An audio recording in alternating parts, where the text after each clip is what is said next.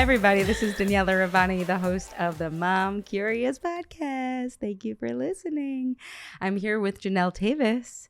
Did you hear us talking about how to pronounce her last name? You nailed it. Oh, thank you so much. Thank you. Jeanelle, I'm really excited that you're here because, as I was saying to you right before we were rolling before the Teves-Avis conversation, you're really unique, especially maybe not in the world. Like maybe you represent a whole group of women that I just don't get to interact with as much.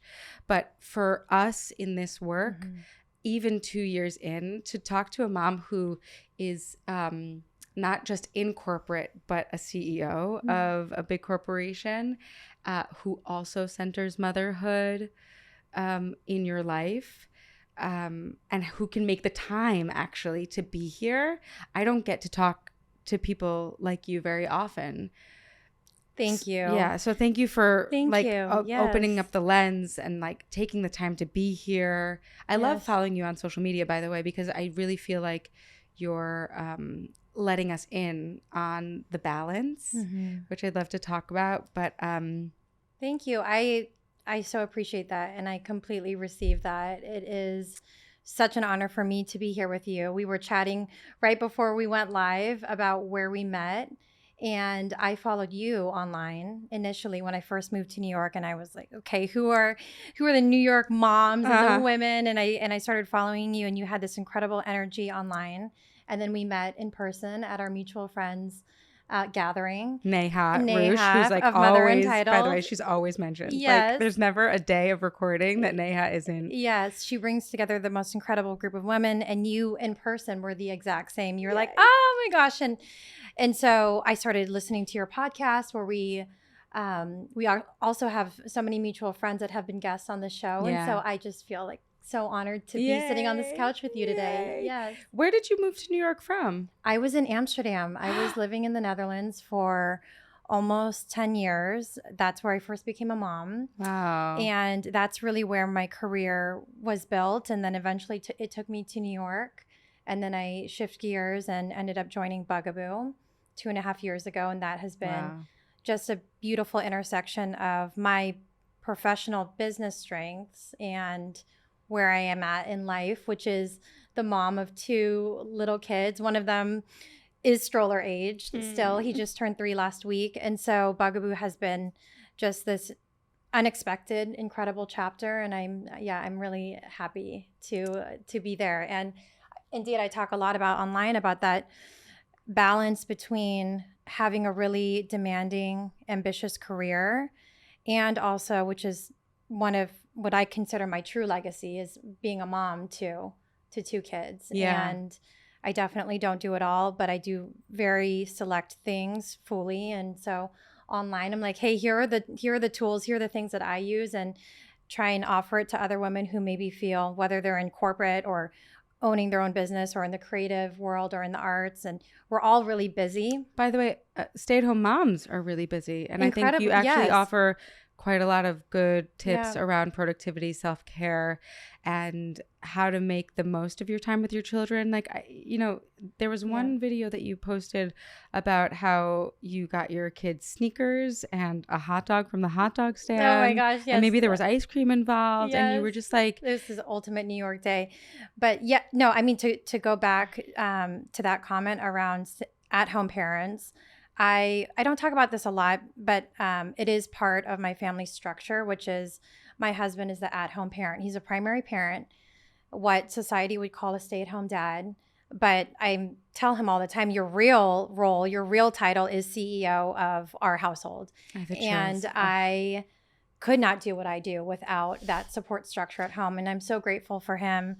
And I tell him all the time, I'm like, I had a difficult day, but your day, truly harder day, are the negotiation that he has to do with our toddler, and the logistics with our oldest who's in school and she has all these after programs, and then he manages our social calendar, and then he takes care of the finance and the home inventory.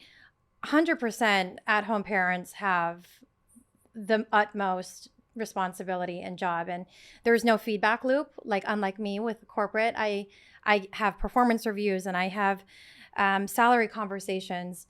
And I feel like I have to tell him, and I also tell my friends who are at-home parents, there's no feedback loop here, but the feedback loop is, look at our children. Our children are thriving.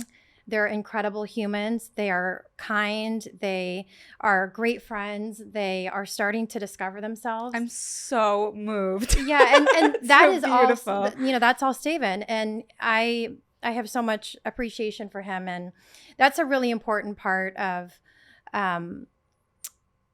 my setup. But I'm also, I love social media as a tool and a platform, and he's more private, so I also try and respect his privacy. Yeah, of course. And you don't even show your kids' faces, which I appreciate also. And you find an artful way of still telling the story. I don't feel left out. I don't feel like you're hiding them from me at all. But you're just offering their privacy and the information that you think is helpful for mothers. Mothers mostly, I guess.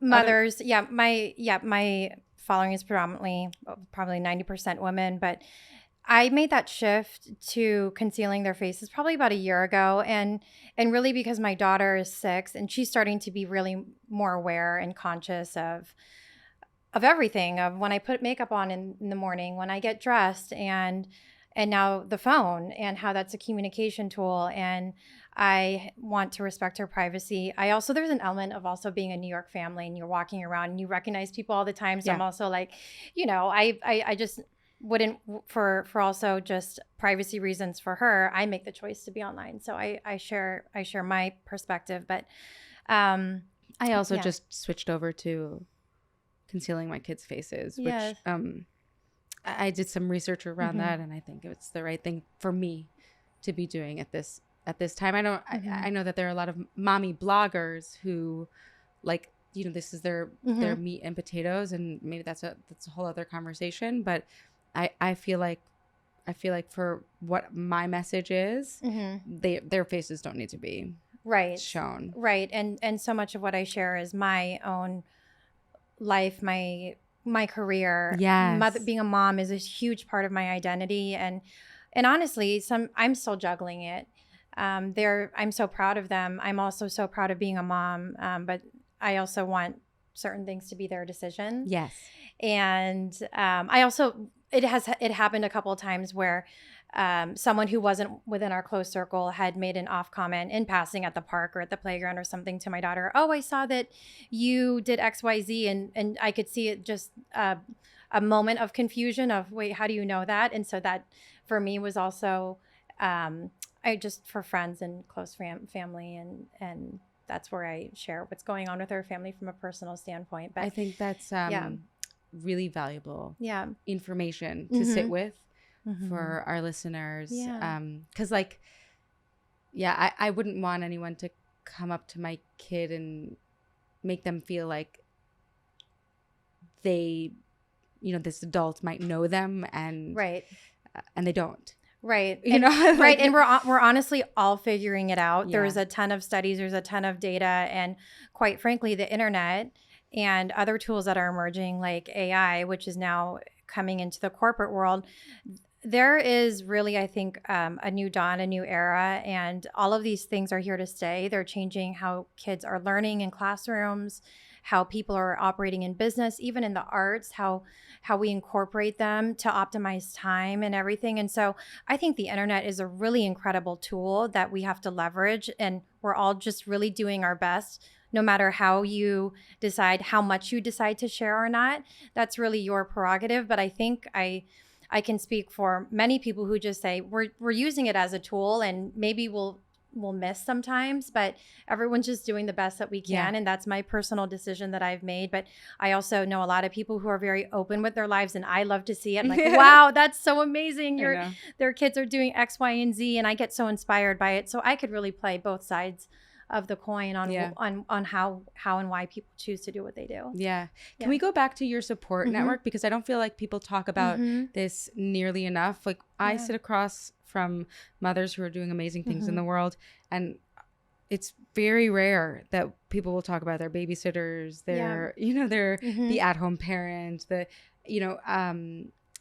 I really appreciate that. That's the first thing that came out of your mouth. I really like what the gratitude, the love, the sweetness around your husband and the way he's like doing his part in watching you shine. I think it's really incredible. And I'm wondering how did that decision play out?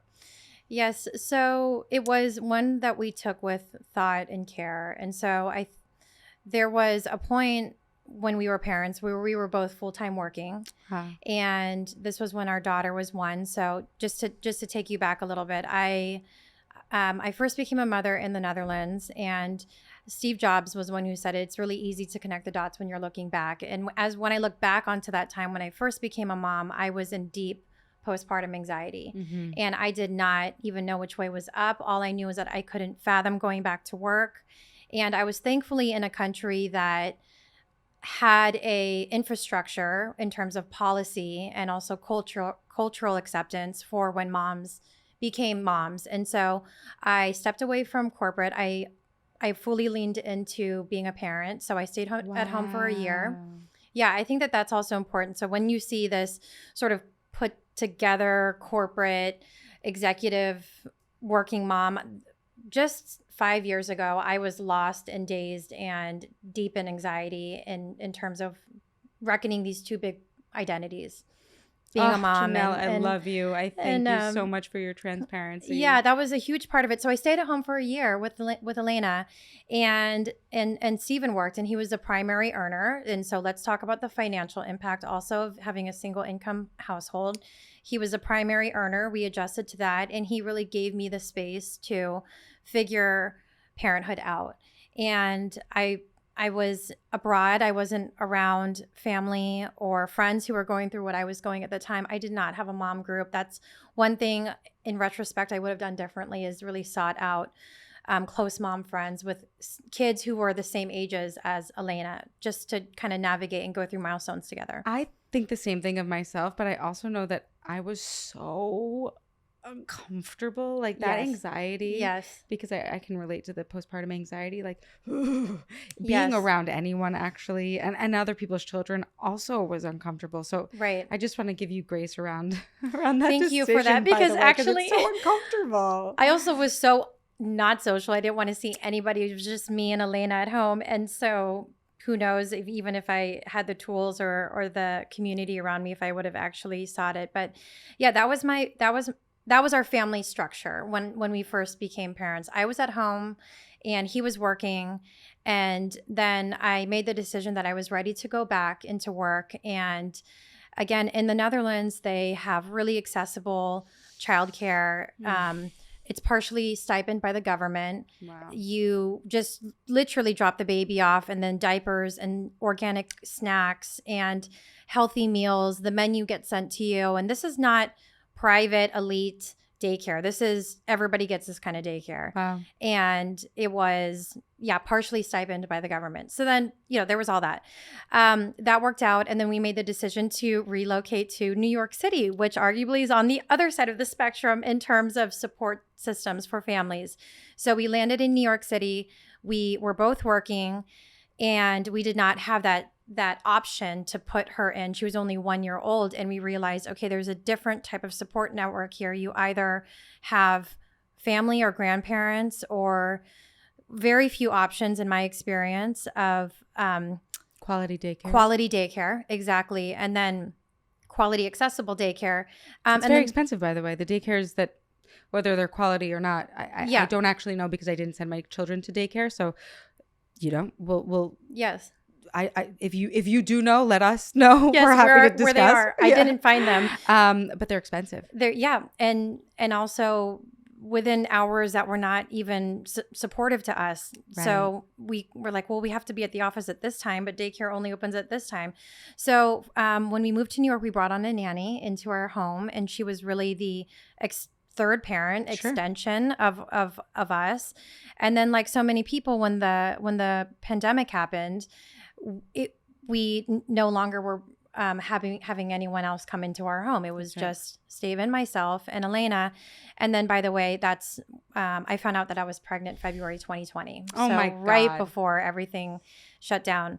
And so we went through this circus of us juggling our 2 full-time jobs, caring for our toddler, me trying to stay healthy through COVID, and we stayed in the city, and it was just a lot. And through that 2-year reflection, like so many people, we decided that we actually wanted one of us to raise our kids, and to also, she got so used to us. We're a bilingual household. So when we started the pandemic, she didn't really know both languages fully. She was still sort of growing her vocabulary. And what's the other language? Dutch. My husband's Dutch. Wow. Yeah. And so we were like, well, this is a really big component that we want her to continue learning Dutch and developing her native languages. And so, and then that coincided with me joining Bugaboo. So all this to say, when the world started opening up again, we had a real open family discussion. And he said, I am not as fulfilled in my job and my career as I see you thriving, and you love it, and let's run the numbers. And we really had to think about it. This is not an overnight decision. And then I think it was about 4 months later, he made the decision to resign. Wow. And then I fully leaned into this job, which has been a real, like, I couldn't, it's very demanding. I have a fully remote team across the US and Canada. Once a quarter, I travel to Amsterdam or to LA, where a lot of the team is based, or Toronto, where we also have a significant presence. And the only way that I can really lean in and do those trips and do what I need to do is if I know that my children are fully taken care of. And I know that because that's what I have at home. And so now we don't have a nanny. We do have something that I think is a priority for us. We have a standing date night every week. And so we do have a weekly babysitter that comes, and Great. We get that time to step away as mom and dad and really get to connect as partners. And there's just always a wealth of things to do in New York City. So we go see a show, or we go watch a concert, or try a new restaurant. And so those are important for us, I think. You know what's so funny is, like, I never know what's gonna, like, make me cry on any and it's like not when I first started this show, like, I would well up all the time because I find these stories so moving. But more recently, even the more I do it, the more I'm like, oh, I'm used to, like, people being amazing. But I am so moved to tears by this dynamic between you and your husband. And I feel like I just wish it for so many more of us. My husband also takes his work in the home very seriously. And of course he also works, but I just wish that for men. I just think I hear his fulfillment, and I hear yours, and I think you're doing something so magnificent. Thank you. I really appreciate that. And I also want to asterisk for the listeners, it is also a work in progress. Sure. Like, everything's not like totally rosy. It is a work in progress, and this is for what works for right now. Yes, exactly. For our family, as our children get older and they naturally are occupied, they need you less hours. I actually was listening to your episode with Brianne, with our mutual friend, Stroller in the City, and then she had mentioned that actually as they get older in the teenage years, they need you more. And I was like, wait, I didn't know. Wait. My therapist, by the way, just told me, she's like, it doesn't get easier. And I was like, yes, it does. She's like, no, it doesn't. Yes. So I have 2 children of my own. I'm going to tell you, they come home with, like, math problems that you're like, I don't know the answer to that. Like, there's science fairs. Like, there's a lot of work to do. To be determined. But for right now, for this stage of our life, it really works. And so, but we have to work at it. But I wake up every day grateful for what we have, and also that's also something that I try and talk about a lot, and I share, which is my morning routine. And it starts with gratitude, and it's the big things and the small things, but 99% of the time I take a step back and I'm just in reflection in gratitude for my family and for this life that we created and how we got here. And for sure, there were missteps along the way, and we had to pick up and learn. But thank you for saying that. So beautiful. Yeah, it's really that. So beautiful. So what's your day-to-day like? Like, you do wake up, you do your gratitudes. I know you have a really pretty regimented self-care and workout routine. Yes. It's important, right? Because you need a lot of stamina to do what you're doing. Well, we were just talking before, and even though my day-to-day and what I believe to be a really full day is largely oriented around a corporate beat and being a business leader and running a large team, but for any mom, for any woman, or even just anyone in general, like, life is full, regardless of what different pieces make up your life. Life is full. And for me, my day can be very unpredictable, but the first 90 minutes of my day are the same. And it does not matter where I am, if I'm traveling or if I'm at home. I am part of a very early club, so I wake up at 5 a.m. That is my... On your own? On my own. Oh, now I have this biological clock that wakes up at 5 a.m. now. But I wake up at 5, and the first thing that I do is I reach over and I grab my journal and I bullet journal things that I'm grateful for. And they can be really big things like the health of my parents, my children, of course, or they can be really small things like the way that the sun was shining on my son when he was blowing bubbles. And that was a moment that really made me happy. And I think recognizing those moments in life, even especially when you're going through a really hard time, just help train your brain on searching for the green shoots in your life. And so I try and start every day with, okay, what happened yesterday that I'm truly grateful for? And I ground myself in that. And then I move on to a lot of hydration. So I always sleep with a really big water bottle next to my bed, and I drink a ton of water, and then I make a coffee. And then the next part is about movement. And I live in New York. The living spaces are not huge, but I roll out my yoga mat. Decidedly small. Yeah. Nobody moves here for the real estate. Yeah. I roll out my yoga mat and I move my body. So I stretch, I do weights, I do HIIT training, and I do that for about 30 minutes. And my mantra with that is, it does not need to be perfect. It just needs to be done. Yes. This is not the season of being able to go to studio classes, which I love. Those fill my cup. I just don't have time for that because I want to be home when my kids wake up. Yeah. And they wake up at 7. So by the time I get done doing my workout, I can usually scroll emails. I work for a global company. I'll have a lot of emails that come through overnight through Europe or Asia. So I go through those, answer the priority ones, start to make my kids breakfast. That's what I consider my first meeting of the day. I sit down and I have breakfast with my kids, and then then it's the rush. Then it's the circus. You got to get dressed, you got to brush your teeth, got to comb your hair, pack the bag. What does it look like? Homework in. And then it's out the door, and I have a pretty quick getting ready routine, and then I get to work. And you don't work from home? No, I don't work from home. So Bugaboo is fully remote. We have teammates across the U.S. and Canada.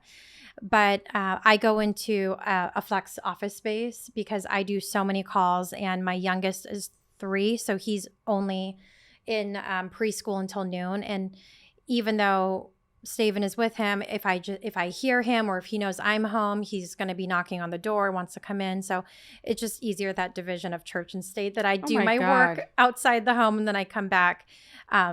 I wish like auditions were back in person, by the way. I think it's really healthy. Like yes. I have to like I use an entire room in my apartment, and as we discussed, not huge, but for self tapes, like yes. I have a studio for remote recordings, like, and the anxiety of the dog barking right. and like knowing that there's dishes. Like, I feel like this is not good for our mental health, but right. I could just be talking about myself. I'm not sure. But. No, I'm right there with you. And I think even just that change of scenery helps you get into character. Yeah. And like, look at this beautiful outfit you're wearing. Like, you look like you're ready for work in a way that, like, I don't know that we would do that. We did do that or right. do that when we're working from home. No, it's like what are they, like top up dressing, like Yes. sweatpants on and like, Yes. yeah. Underneath. Listen, full disclosure. Yesterday I did some virtual recordings, and like it was like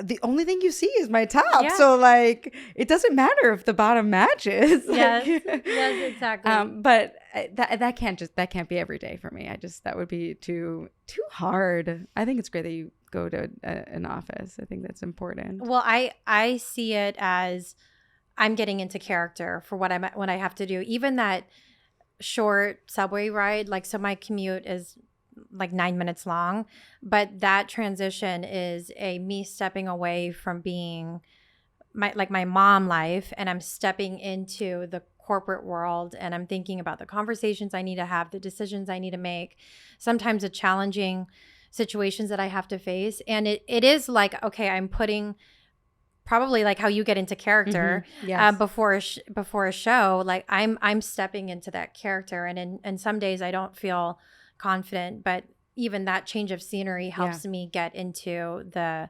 vibe of what I'm trying to do for the day. Yeah, like the moment I step in here, it's like I don't think about anything else. Yeah. When I get into a dressing room, like if I'm doing a show, like a live show, like oof. Yeah. Like I feel like I am a different person. I really do. Yes. And there are so many different facets to us that it's true that we are just like amplifying this side. Yes. I think it was Kobe Bryant who said it. I like to study people in different industries. So whether that's great business leaders or great CEOs or incredible athletes or even actors, he had described it as, he's like he's just putting on an armor, and he's like a gladiator going into battle when he's about to play a game. And like sometimes that's what I feel like when I'm about to step into the boardroom or when you're about to step into an audition. So all this to say, whatever that is for you, I feel like there's so much uncontrollable that happens during our day that for me, controlling those first 90 minutes of my morning just helped me deal with anything that I need to deal with moving on it. Otherwise, me personally, I feel untethered as I move through the day. Now it's what serves me. And so I find that even if I'm waking up in Berlin or I'm waking up in New York City, I try and do the same just formula to start my day. I also am a person who studies people. I mean, as an actor, but also I love biographies and I'm just like fascinated. But I wonder if it's mostly because I'm ambitious. And is that what it is for you? Do you have a strong ambition? And if that's the case, like what are you striving for? What's the big goal for you? That's such a good question. I think even since I was really young, I have been a hungry learner, and I have continued that through now as an adult. My favorite part of the bookstore is the self-development or like self-help section. And I think why I like it so much is because I want to understand people who are really great at their craft, even if they are in a different industry or category than me. Yeah. Just understanding what is that through line between people who are excellent and who have achieved that.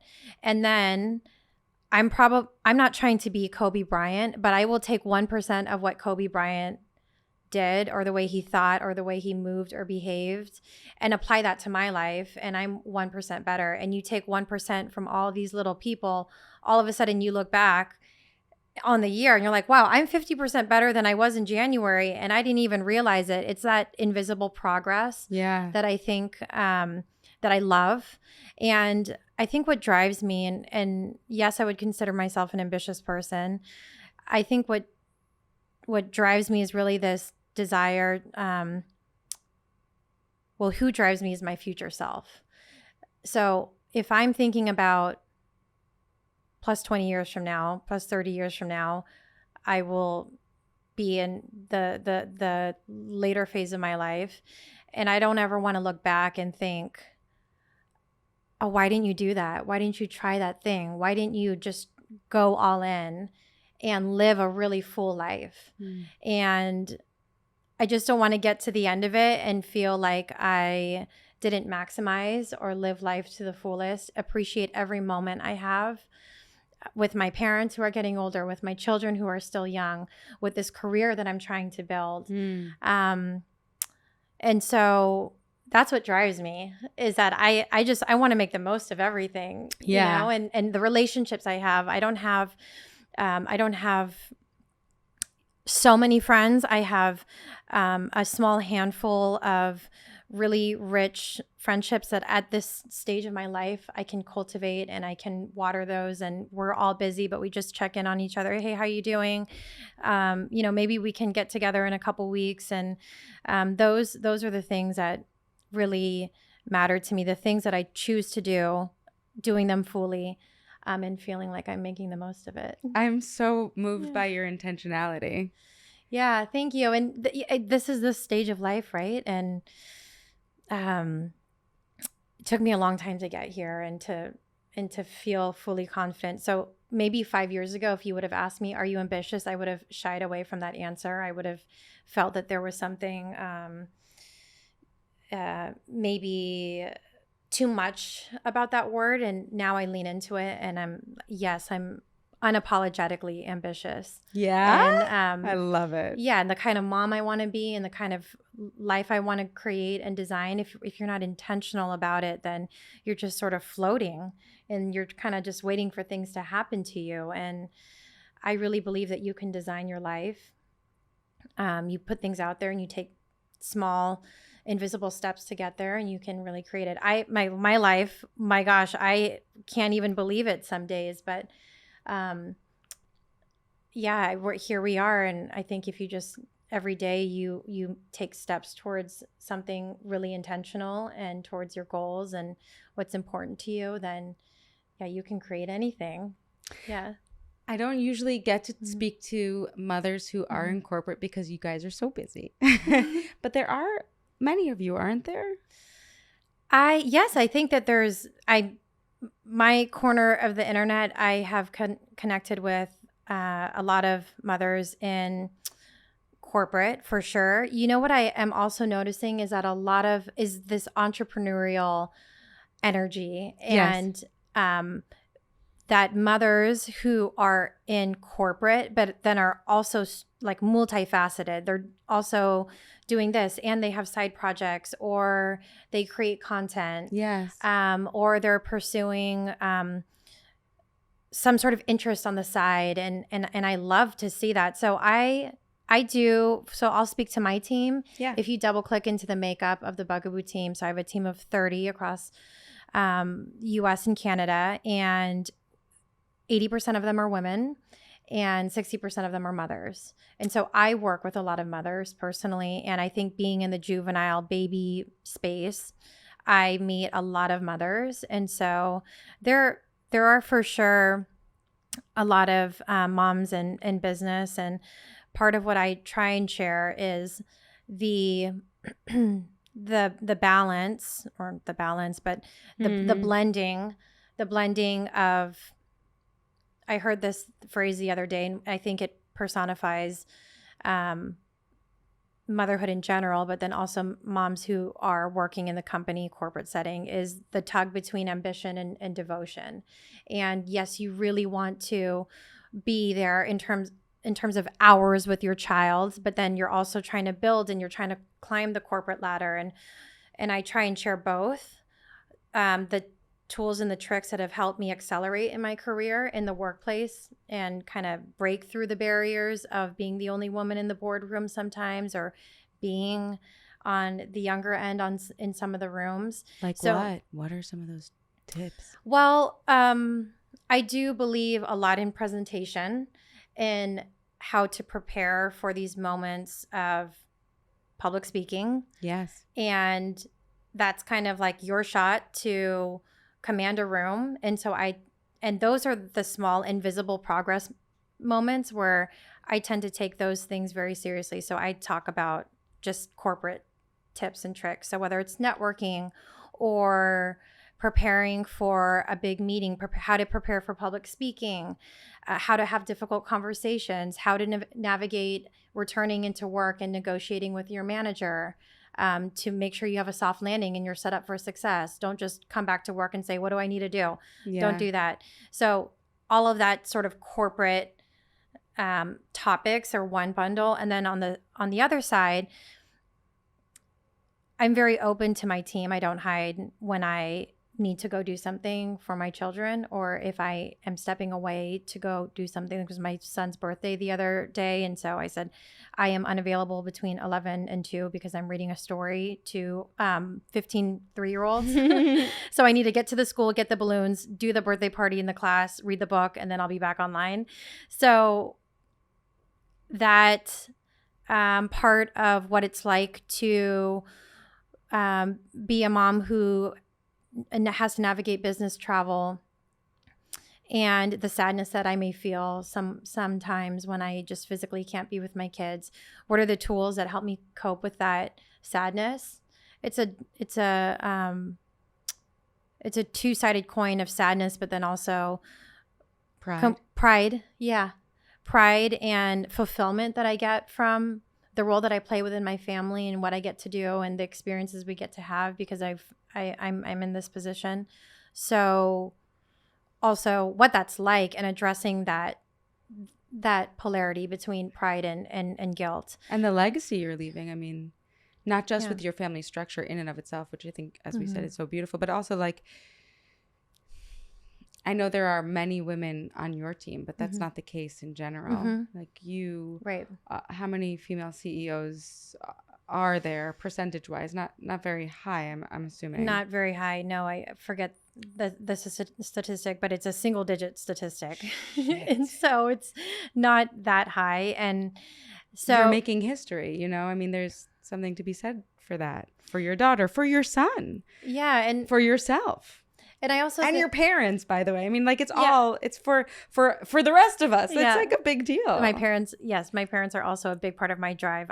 I called them on the way over here, and they were so excited because they love every time that I get to share my story because so much of it started at home with my parents. But yes, I also am really conscious of how I frame what I do, especially to my daughter. She's an older one, and she asks more questions now, but there are times where she says, "Oh, you have to do that, and what are you doing?" And I'm going to miss you. And I tell her, I get to do this, and I am not physically with you for the next 3 days, but I am carrying you with me in everything that I do. So that's another thing that I shared online, that when I travel and my daughter draws a picture for me in my journal, and I take that journal. It's literally in the management session as I'm looking at it. And then I'll take different I was in Berlin the other week, and I took that drawing and I took pictures of it all around Berlin, next to the Berlin Wall, overlooking just incredible landmarks. And then I get to tell her stories about these places that I were at. And then of course my husband shows her whenever he gets one. And so she feels like she's there with me. I feel like I'm with her. And then we have a lot of stories that we talk about when I get home. And I have a lot of pride for what I do. I'm really happy. And I also think it's important to show her this is the choice that I've made. And ultimately, you need to make choices as you get bigger for yourself. What will you be? By the way, she wants to be an actress. Oh, we should right now. So great. Okay. Yeah, so she's this is the occupation she wants to do right now. So she wants to be on Broadway and so fun. And I was like, you can do that. You're growing up in New York City. She actually can. And if you need an acting coach, I know some people. Oh, okay. Yes. The Prep NJ is doing a like opening up a branch in Manhattan. So they're actually fantastic. And the people who, the kids who train with them, they're on Broadway, they're in movies. Anyway. It's one of the great things about growing up in New York City. You can have do it. An array of teachers in all the different categories. And so right now we're talking about acting and the arts and singing. And so we'll see. Yeah. That's so fun. Do we want to talk about your parents, actually? Your origin What do you want to know stories? about my parents? I don't know. I love every time you share about them. Yes. I know that they provide you with such inspiration. And yes, they're such a big part of the fabric of who I've turned out to be. I was born and raised in Sacramento, California, small town, first generation Filipino. And my parents were entrepreneurs. My mom built a business, and that was where my first job was. I was 9 years old answering the phones at her business. I also used to work at my parents' like jewelry manufacturing place. I would like count the diamonds. Yeah. And, like, wow.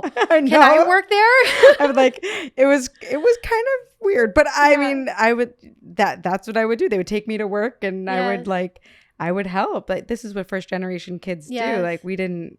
Yes, exactly. We didn't take these things for granted. Not for 1 second. Yeah, those experiences became who I am today. And like, that was my lemonade stand, you know? Exactly. Yes. And so much of, I think, how we parent is informed, whether good or bad, based on how we were parented. Oh, yeah. And so my parents really showed me that you can, if you work hard and you're thankful, and they built such a strong, tight-knit, safe space in our home. I felt like that was the foundation in which I built my entire life off of.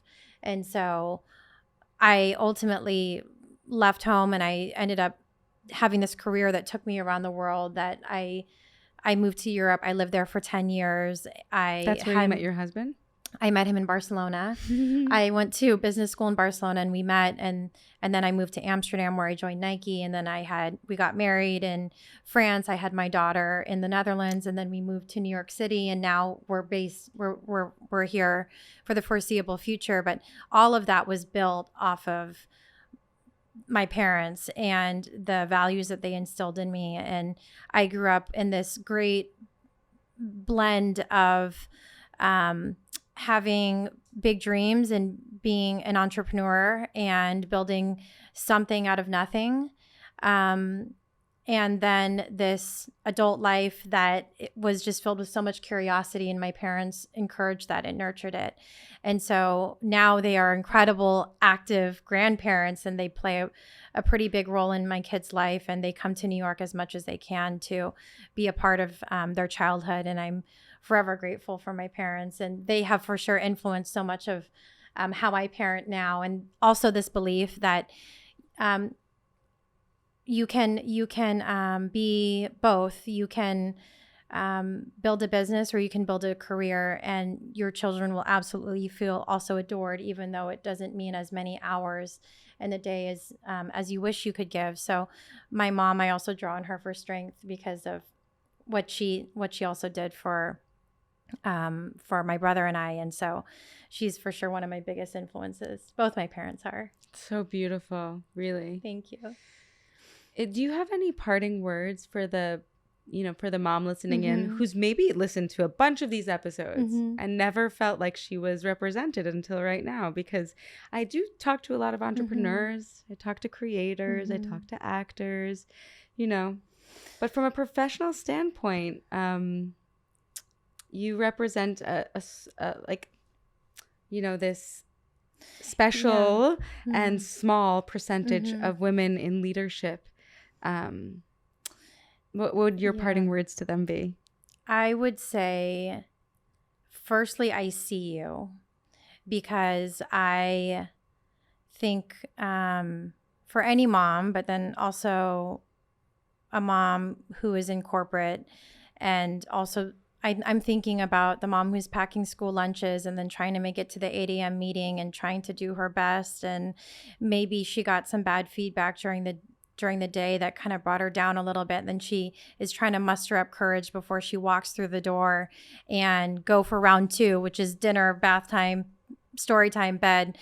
I see her, and the work that you are doing matters, and I hope that she feels pride for the role that she plays within her family, and whether that's by choice or by necessity, that she feels pride for really providing, and she's making an impact both for her family, but then also for other women in the company who may not be moms yet, but are looking around and above. And can I do it if I want to have kids someday? You never know who you're making an impact on. And some of my greatest role models probably had no idea how much they were influencing me when I was 25 years old and wondering how I know I want to be a mom someday, but I don't know how I can do it. So I would just leave her with, I see her and other people see her, and to keep going. And there are more good days than there are tough days. And yeah, I think that that's a good place to end. And if they ever are looking for tools or tips or tricks, then that's what I try and share online. And you can always connect with me on Instagram. I love trading questions and getting to know people online in the DMs and everything. So any way I can help. Janelle, I really see you. Thank you. And I didn't expect to get this emotional. Mm-hmm. I really no, didn't. Me neither.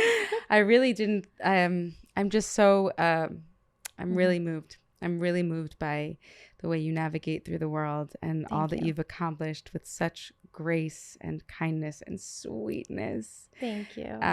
Thank you, Danielle. I received that. And I also thank you for inviting me onto your podcast. Oh my God. Yes, and for being here. Joy. Thank you. Where can we find you? You can find me on Instagram at Jeanelle Teves. And you can also connect with me on LinkedIn. I'm also there. So this is right. She's a professional exactly. woman. Great. Yes. Please, guys, reach out. Mm-hmm. She's a wealth of knowledge and inspiration. And I'm Daniela Rabbani. You can find me on Instagram there, and we can have a conversation too. Thank you so much for tuning in, and we'll see you next week on the Mom Curious podcast.